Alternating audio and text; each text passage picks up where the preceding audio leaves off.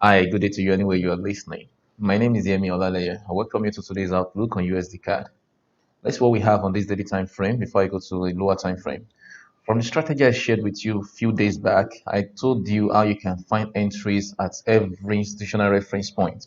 And such is what I'll be sharing with you this morning. All right, you can look at this from a perspective. You can say this is a double bottom and this is a formation pattern and all of that. Okay, there are other narratives around this from the institutional point of view. So now let's look at what happened here.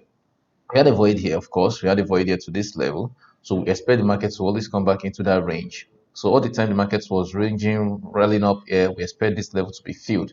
But that's not the juice. The real juice is we are going to the extreme where the market will push to before we can find that supply level. So where would that be? So I will remove this and let me show you. This is the candlestick that I'll be using as a reference point because before this explosive move to the downside, we had this candlestick here, and this is other block. Of course, we look out for this as our reference point now. So why am I sharing this? Because we already have an institutional reference point here, which is the void that I showed you earlier on.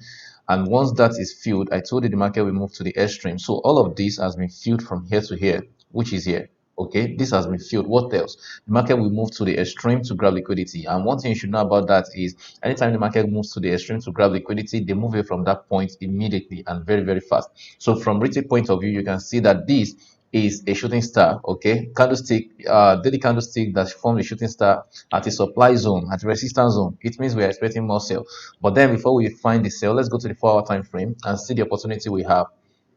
So right here is where I'm expecting the market, because this level has been broken for the previous structure in the market, and I'm expecting the price of this market to mitigate to the upside a little bit for repricing. And for we to sell, we have to go to a premium price for us to sell. So at this level, I'll be looking for threshold of this midpoint for me to sell this market. So I'll expect the market to buy at minimum of at least like 35 to 36 pips before we're expecting a sell. And if I'll be selling to optimize reasonable profit. All right, trade proper risk management and have a wonderful day ahead of you.